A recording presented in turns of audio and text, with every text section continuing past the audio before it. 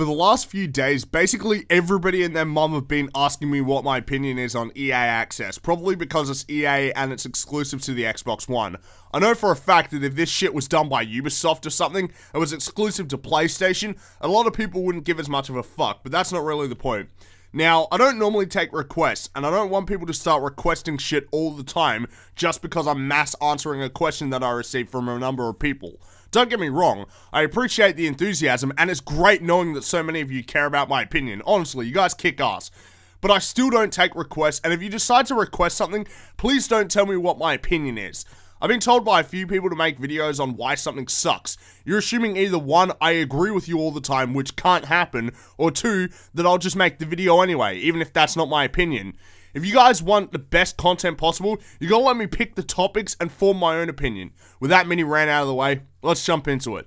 So for those of you who don't know, EA Access is basically a digital game service being offered by EA. The next part's gonna sound a bit like a pitch, but I'm gonna explain to you what the subscription entails. You pay $4.99 each month, and you'll be able to play Madden 25, FIFA 14, Battlefield 4, and Peggle 2 as much as you want, as long as you're a paid subscriber. You also get 10% off digital EA games. Finally, get 5 days of limited early access to Madden 15, NHL 15, NBA Live 15, and Dragon Age Inquisition. And this is exclusive to the Xbox One, so PS4 and PC users get fucked. This comes down to personal preference, but your choices here are pretty fucking shitty. You get 2 sports games that I personally don't give a flying fuck about. Battlefield 4, which would be good if it actually worked, and Peggle 2, which ultimately is the only good game that they're offering. There's no Titanfall, which would have probably prompted people to paying for this service. For me, this deal is shit and absolutely worthless. And why the fuck would I pay for early access to EA games? More to the point, why would I want early access for sports games? They're literally the same fucking game as the one that launched last year. Are you that impatient that you can't wait a few more days to play the same fucking thing as last year? And I don't want to fucking hear, but it's the same with Call of Duty and you like Call of Duty. Look, COD is copy and pasted, but at least you get some new fucking content like maps, guns, and a new campaign, as well as different aesthetics. A sports game is literally the same fucking thing. Identical. If someone played 2 FIFA games in front of my face, I wouldn't be able to tell you which one was which.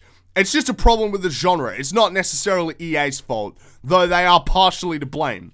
Best of all, it's limited. You only get a limited time to play an unfinished piece of shit. So what the fuck is the point of even offering it? It's worthless. A 10% discount is okay, I guess, but Microsoft tend to price digital games fairly highly anyway, so you'll be paying more money than you would on PC because it's the Xbox One and you're getting shittier versions too. To me, EA Access is fucking pointless because EA don't release anything interesting anymore. This isn't even the biggest problem I have with EA Access though. A lot of that stuff comes down to personal preference. You know, I was bitching about sports games, but some people like sports games.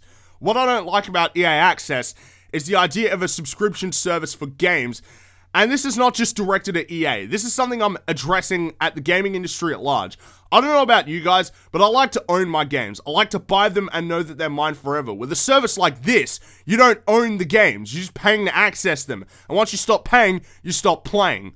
A service like this locks you in. Once you start paying, you can't really leave unless you plan on buying the games, but that's going to cost you more money than if you just bought them in the first place. People don't like to lose access to shit they're used to. But it's like PlayStation Plus, and you like PlayStation Plus.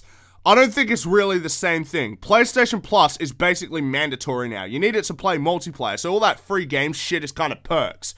And even though PlayStation Plus offers more value with free games than EA's offering, the reality is that a lot of people wouldn't subscribe to PlayStation Plus if they didn't need to. It was good value on the PS3 and nobody gave a fuck. I didn't want to use it because I like to buy my own games. And what the fuck is the point of getting access to free games that I already bought a year ago? With PlayStation Plus, once you stop subscribing, those games are fucking gone. People will say to me, but it'll be like Netflix. No, it won't, and here's why. The comparison itself is just fucking stupid. Yeah, they're both subscription services, but one is for watching shit and the other is for playing shit. Watching a movie and playing a video game are 2 completely different experiences. The comparison is dumb. Firstly, Netflix is for movies and TV shows. Usually when you watch an episode of a TV show, you aren't going to watch it again. When you buy a game, you're sure as shit going to play it again because your experience will be different. 2, Netflix is reliable. Movies and TV shows are always coming out, because you have so many choices, there'll always be something to watch. With EA Access, you only get a few EA games each year, and if you don't like any of those games, you're fucked. That isn't going to happen with Netflix. And the thing about Netflix is that you get access to a wide variety of different content, and you only have to pay a certain sum. With EA Access, it's 4 fucking games. 4 fucking games. That's worthless.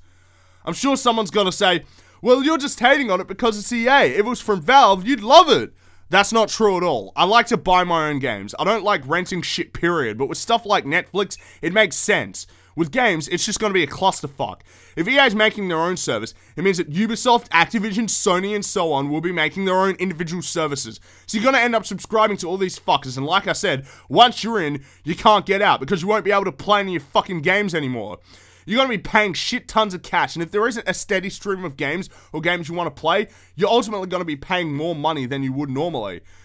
This isn't even considering the fact that some of these programs are going to be exclusive to different platforms. It's going to be so confusing and fucking disjointed. Doing this would also require putting faith in the companies and hoping they'll release games that you'll actually want to play. The summer drought we're going through should be proof that games dry up. So for maybe 2 months a year, you'll be saving money, but for the rest of the year, you're getting fucked. The only way I can see this sort of thing working is if you paid more money and got access to fucking everything, not just a couple of games.